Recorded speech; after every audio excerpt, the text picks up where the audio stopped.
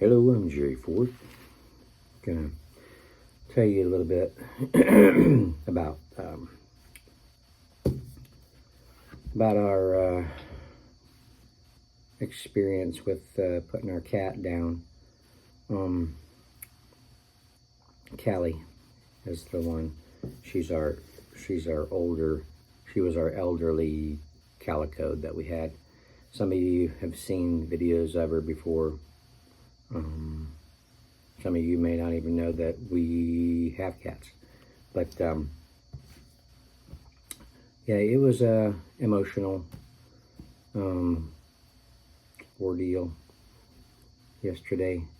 If you guys know me, I'm a very emotional person when it comes to animals. I'm eating my breakfast, by the way. I'm just emotional. I've always been that way since I was a little kid.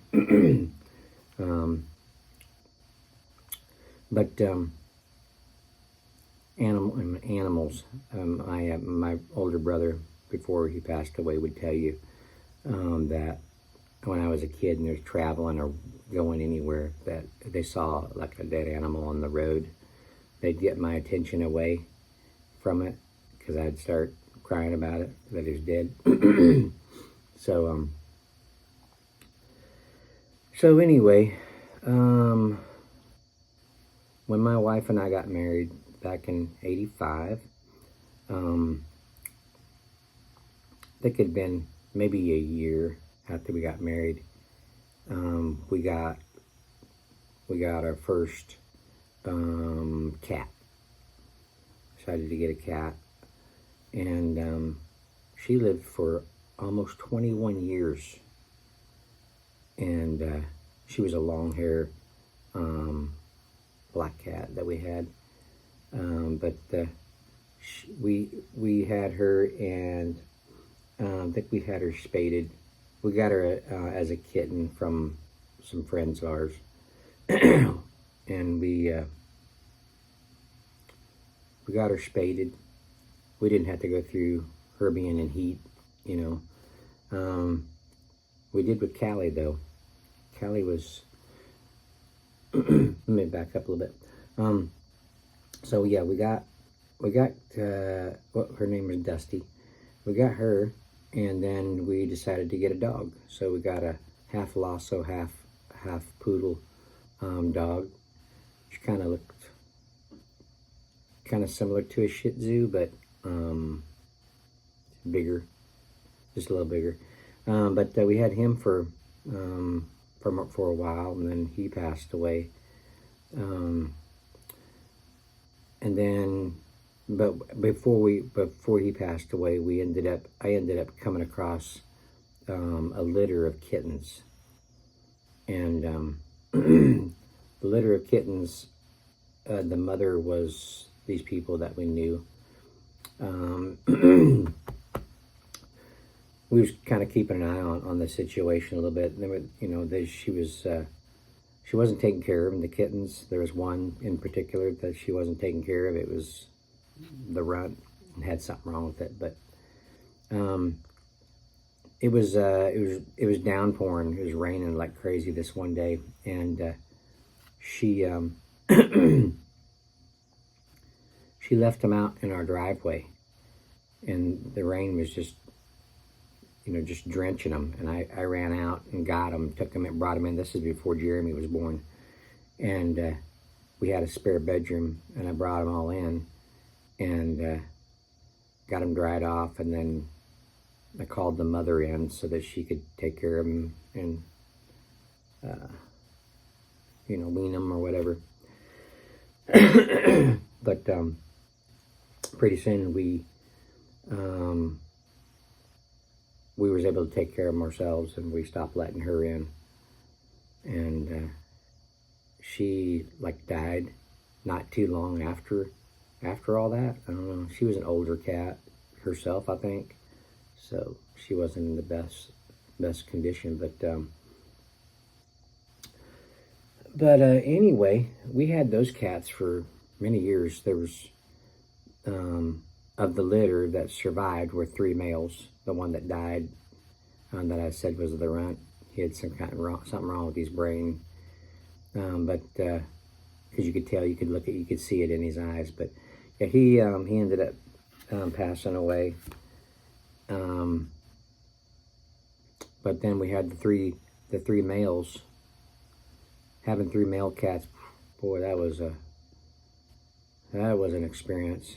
But they just, one after the other, over time, they just started passing away. But Dusty, she passed away first, I think it was. She passed away in her sleep, which is what I think is the most peaceful way for them to go. You know, if that's how it goes. But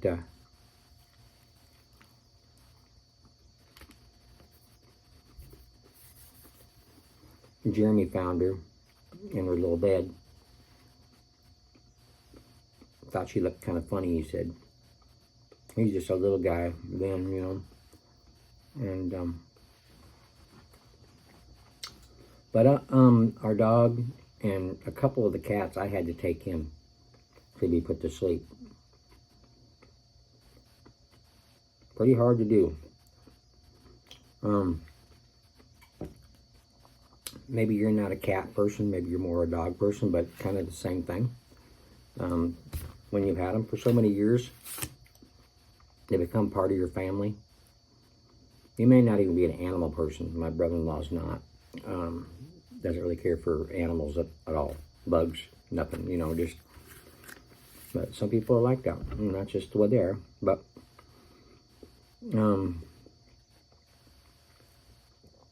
yeah, we had, you know, these cats, they become, like I said, part of your family. And you get attached to them, and you love them like part of your family.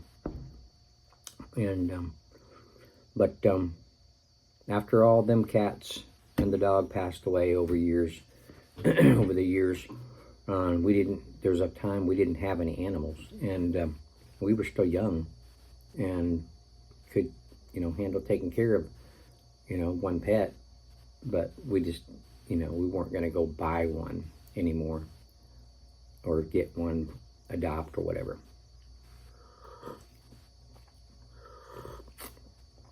But this one day, I'm outside. Well, I had noticed that this one cat, this little calico that came into our neighborhood, real pretty, young. You could tell it was a, you know, not a, you know, a newborn, but a young cat, still in the kitten stage. But our neighborhood, this is the one we were in before the one we live in now. In that household, in that neighborhood, we had lived there for over 30 years. But this calico, orange and black, was being chased, you know, by the other neighbor cats, by the cats surrounding the neighborhood. And she was fast. She was fast, and she'd climb a tree to get away from them, and then I'd go out there and run the other cats off and then get her out of the tree. And she just become attached to me, and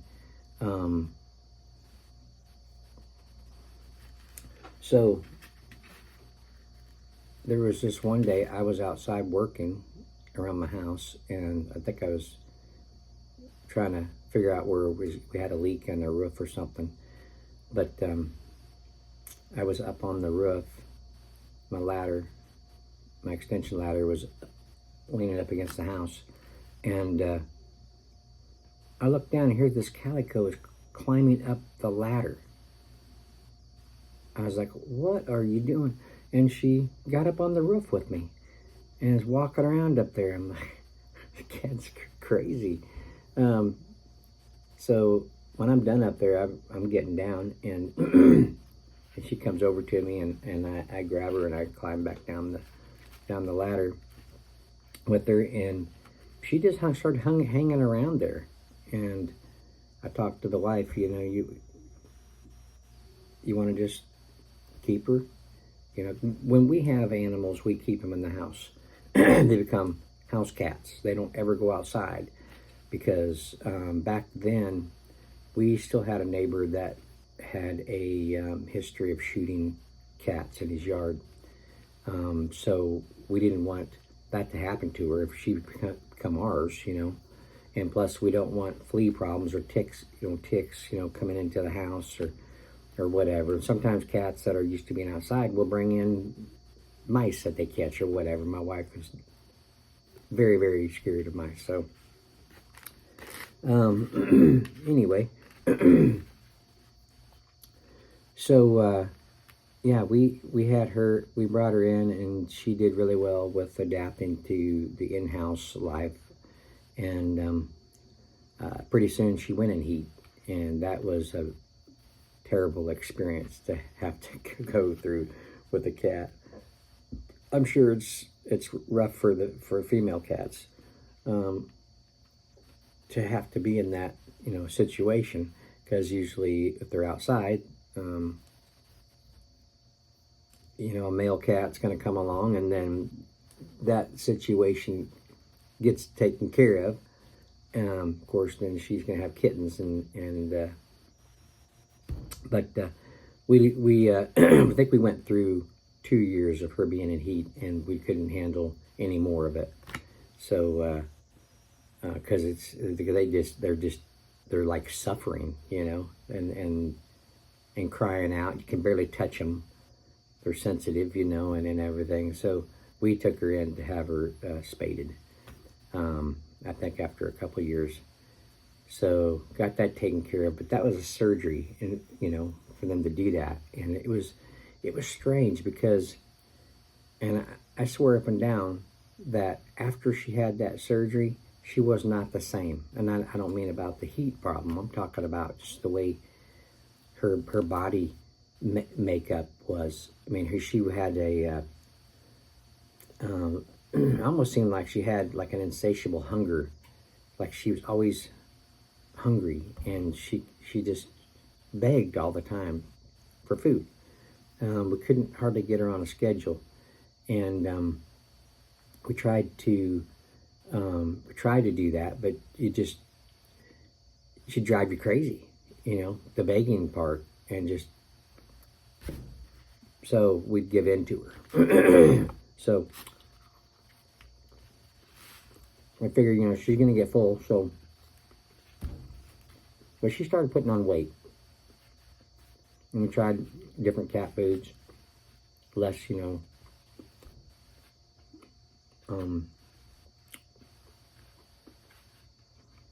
see what, more healthy cat food, I guess. But,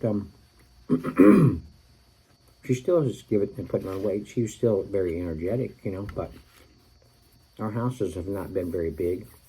That one over there, our first house, was really small. A 2-bedroom, very small bathroom, pretty small kitchen. Had a little hallway type space, but it really wasn't a hallway. But she really couldn't get a lot of exercise around the house, it's how small it was. But so she really couldn't shed the weight.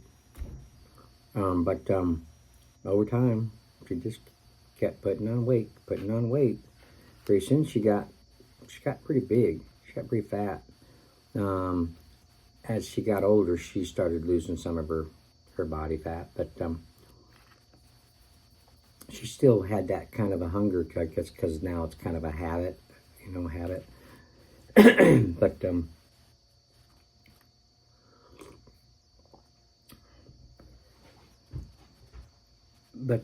so then so our neighbors across the street at that other house, these people, they had a bad reputation. They had 2 kids, but they had this bad reputation of buying kittens or puppies, having them for a while, having them through like the kitten stage, and then they'd get tired of them, and then they'd leave them outside and not ever tend to them.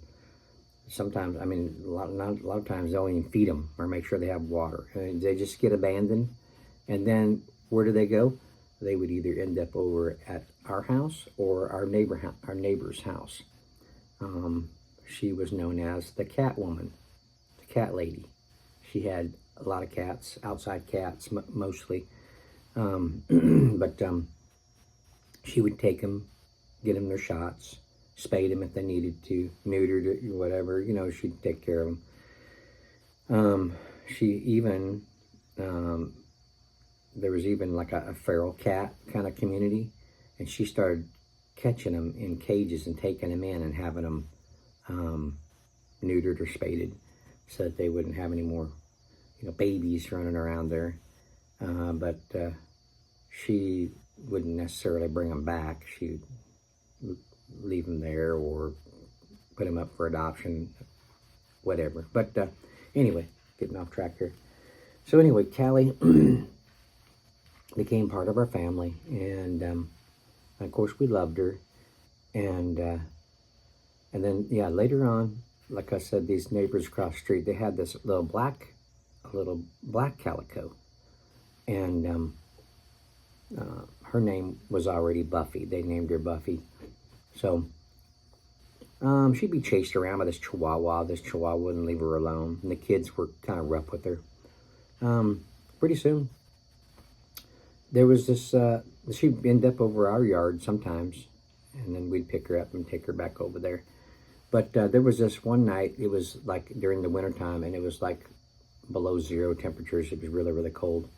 And we saw her out wandering around, and my wife says, "Go get her and bring her over here." I was surprised, because usually it's me bringing cats home, you know, and so I go get her and I bring her in so she can be warm. And then after that, we just made a decision to keep her. And Callie didn't really like her at first, you know. They didn't really get along. Callie could be kind of mean sometimes. So Buffy just kind of stayed out of her way. But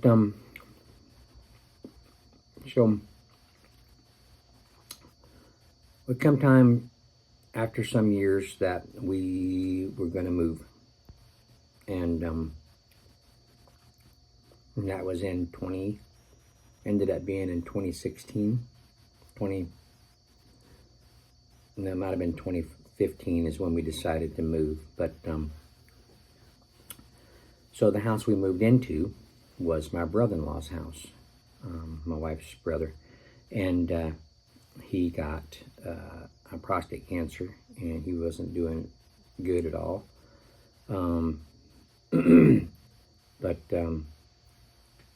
But it got into his bones, his skull. I mean, it just was spreading really fast. And he told Ruthie that he wanted her to have the house. So it was a bigger house, so we was going to move in there. So we had to fix the house up. It took a year to do that. So it ended up being around 2016 that we moved in over there. Moved in at our new house. But it was bigger. But Callie and Buffy, they've gotten used to living in that house. That was their world, you know. So now here we are. We're going to take them over. We're ready to bring them over to the new house. That was quite a change for them. They were scared, nervous, stressed out. We was a little worried about Callie because she's bigger, and afraid she might have a heart attack, you know. But they both adapted after a while, and they got used to it. You know, they could see that this is their new world. So they they got used to it, and everything was cool. But then, I mean, later on, you could tell Callie was getting older. She, you know, the cats, they don't live too much longer than 21, 22 years. But, I mean, she lived to be 15 years old. So, anyway, she was getting, lazier, not getting around much, so, as time went on, of course she still got her begging, thing, but she still would put on weight, and let's see, we were still trying other foods, stuff with less weight gaining, and then got to the point years later that we needed to start looking for like elderly cat type or mature cat food or whatever.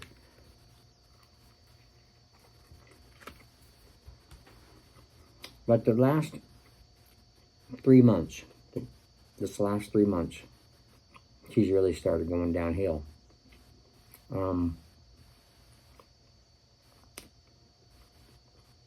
Lazy to get into the litter box. She went through stages where my wife would get her these beds, and then she started peeing in the beds. And then it was hard to clean those things, My wife had to put them in the washer. But we started lining them with trash bags so that to keep those little beds clean, all we had to do was take the trash bag off and the little blankets in there and wash those parts. But, so she went through that stage. And then she went through the stage of, those little, those rag rugs are all different colors. She'd pee on those. Those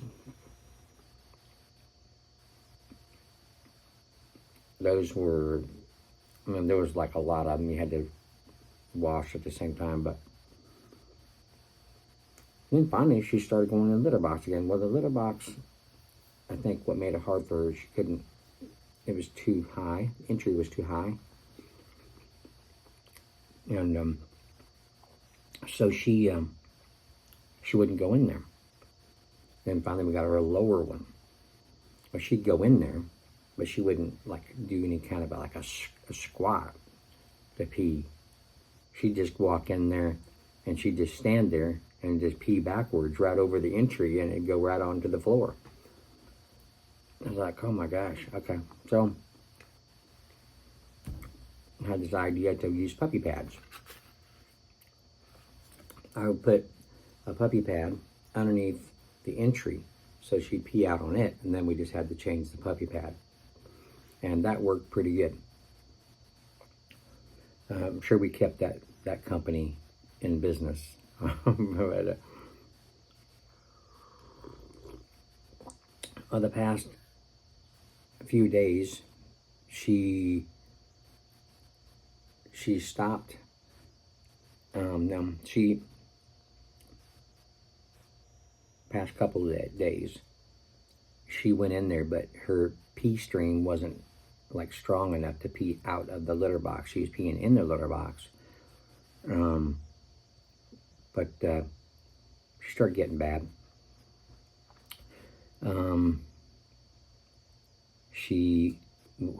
Her walking was, she looked inebriated, she would walk, and then she kind of stumble one way or the other to regain her balance. And so she was having trouble getting around. But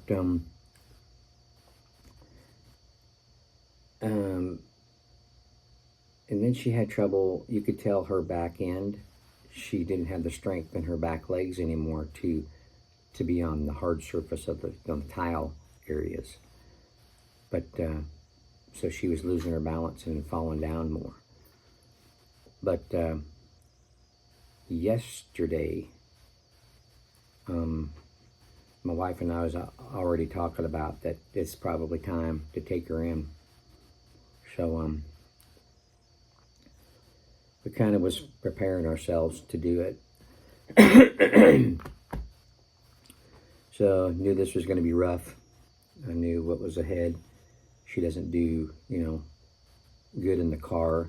it's stressful for them to go from the house to the veterinarian unless they are just totally out of it, which was most of the cases of the animals I took to the veterinarian to have them euthanized.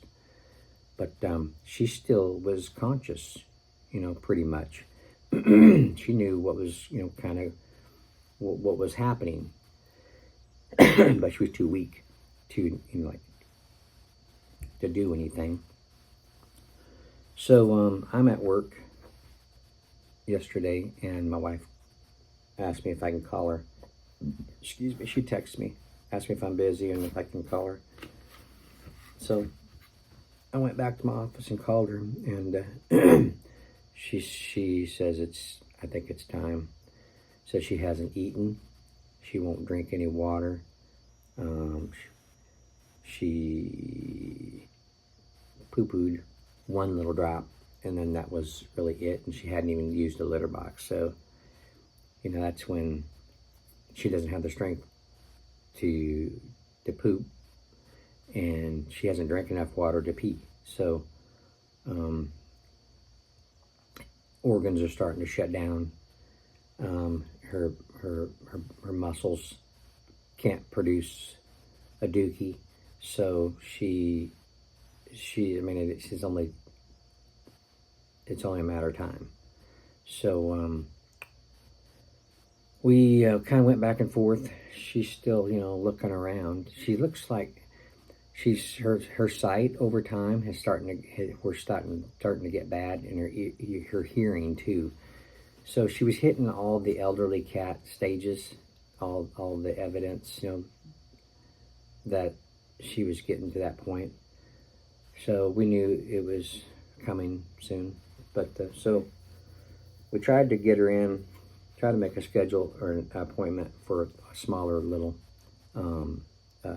veterinarian that we've gone to before in the past, but couldn't get her in there. So it was a little bit more of a kind of a ritzy type of veterinarian clinic. They had a 24-hour emergency service there too. So yeah, it's been many years since I had to come to the veterinarian clinic, especially for this situation. So yeah, when she made the appointment, and they said they could do it anytime. So I said, okay. Her wife said, okay. She's the one that made the appointment. So we got a towel ready. My wife pulled the car up to the gate. I said, you're going to have to get all the doors for me, because I'm going to have I'm going to have her wrapped up in this towel, and I'm not going to be able to take my hands off of her, to open the door. So I picked her up. She did well with me picking her up, and I had her wrapped up in this towel and walked outside, and she was kind of, looking around. She was curious, she was okay with that. Got over, my wife opened the door for me. I got in. She was starting to well, what's going on here? Last car ride she had was 7 years ago when we brought him over there to this new house.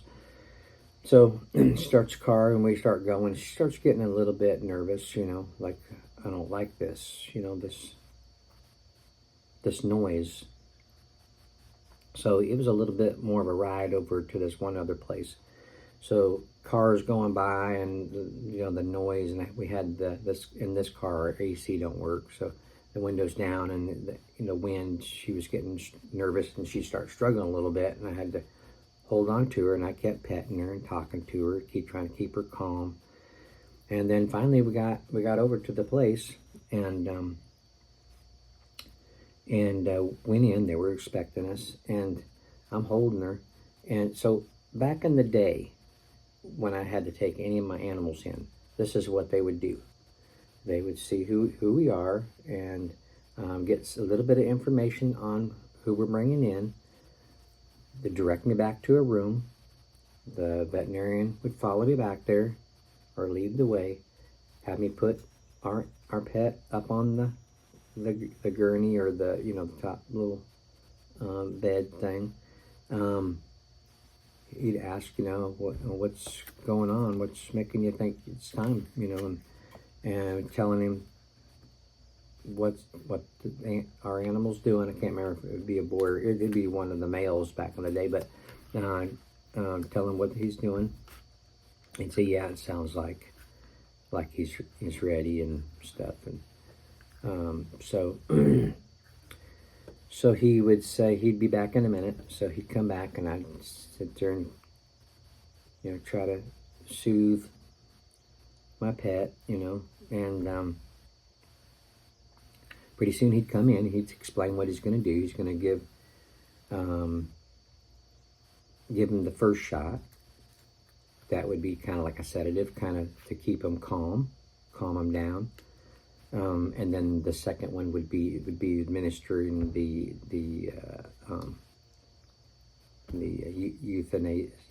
euthanization medicine or whatever. And he would say, I'll give you a minute, So I'd pet him, talk to him, and he'd come back in and he'd, see how they're doing. And then I say, he hasn't really moved a whole lot. And he's like, yeah, he's probably getting close. And he'd check his heart. It's getting weak, so it's going to be any minute. I said, okay, and I just pet him, talk to him, and pretty soon it was real still, and he'd check and say, yeah, he's gone.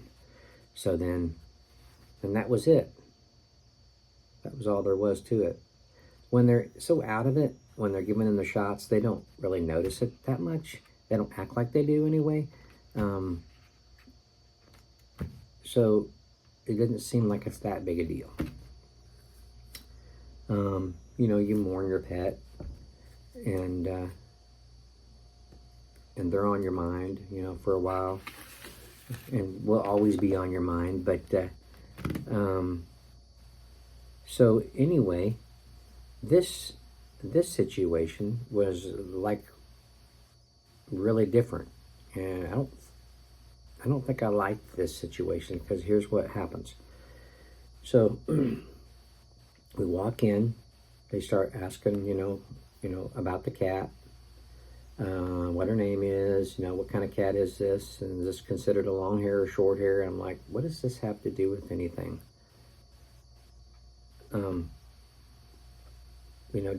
Does that really matter that much?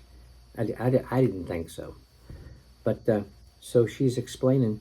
So what we're going to do is we're going to take Miss Callie, she was saying, and we're going to put a catheter in. I'm like, I don't understand. What are you putting a catheter in her for? I mean, this isn't surgery. This is just, we're just, putting her to sleep. What does she need a catheter for? And so they come and take her from me, and I'm like, she's already kind of scared. She doesn't know what's going on. Now a stranger's going to take her somewhere and put this thing in her. And, the main thing, I wanted to keep her calm, know that I'm there, and be the one to take her back to the room. Now a stranger's taking her from me. I didn't really like that. This is their last minutes being alive, and you're going to spend it stressed out. I just didn't like it. So they bring her, they took her, they asked, do you want to be in, how did they put it? They brought her back out, and then they carried her back to the room. And we go in there, and do you want to be present during the procedure? And I'm like, what are they asking me? I said, are you asking, do we want to be present while she's passing away? Yes. In other words, if you don't want to be present while she's passing away, these strangers are gonna, give her the kill shot, and then or whatever, administer it in through the catheter, and then she could pass away and they're looking and hearing strangers. I'm like, no, I want to be present. Yeah, while she's passing away, I want to be able to, you know, pet her while she's passing away and talk to her. So, oh, okay. So, so yeah, they bring her back in, and they gave her the one shot through the catheter, and then not too long after that, gave her the other, and was petting her, talking to her, and then she was gone. I mean, she's old. Her little heart was already weak, so. But yeah, that's pretty rough. But yeah, before we took her, I went outside. Before we took her to the veterinarian, I went outside and I was going to dig a hole. We always bring our animals home and bury them in our yards. But I was digging a hole back there, and I was using one of these. I think you call them, like, not the post hole diggers, but it's a narrow shovel. Barely has a part where you can put your feet.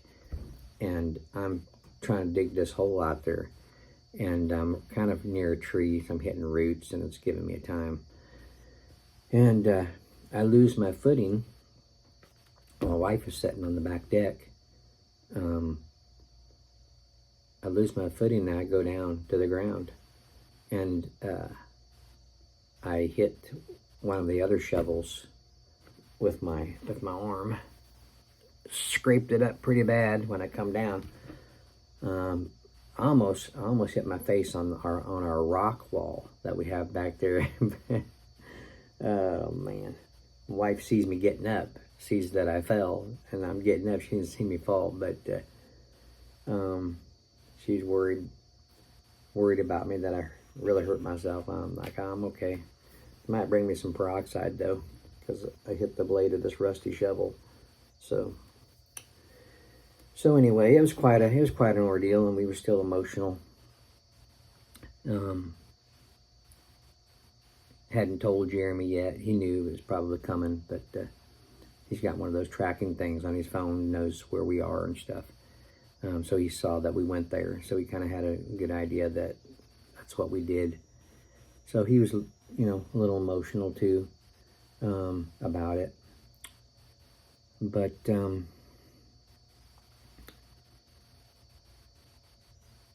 they brought her out in a box, a white box. Had it all taped up. It kind of was shaped like a little casket kind of thing. But all of this costed $111. I usually would just, you know, they'd wrap her back up in the towel, bring her in, and if I brought it in a box, they'd put her back in the box, put our pet back in the box. I'd take it home, and I would bury him in the backyard.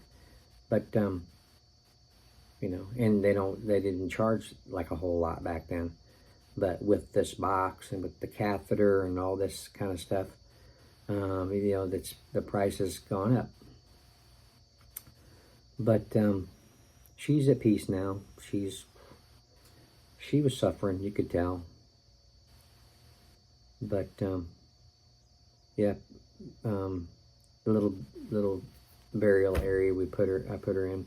Jeremy helped me. Had to carve out the sides just a little bit more to fit this box in there, because I only dug it out to fit her little body into. It didn't need to be very big, but he helped me carve it out a little bit more to put the box in there, and then buried it back. And I've had this rock for a long time, a flat rock. It's kind of her little tombstone. Used that, and I'm going to sometime put her name on it, paint it on there or something. But boy, it was quite a deal. Just thought tell you a little bit about it, and it's a long video, but Kind of was giving you the back history of her. But now we just have the one. We just have Buffy. She doesn't act like she notices that Callie's gone, or that she's the only one in the house now. But yeah, just I tell you what my day was like yesterday. Wasn't good. But it's strange, Callie being gone now. And whether you have dogs or cats, dogs, same thing. You grow to love them. And then when something happens to them, you know, you feel sad.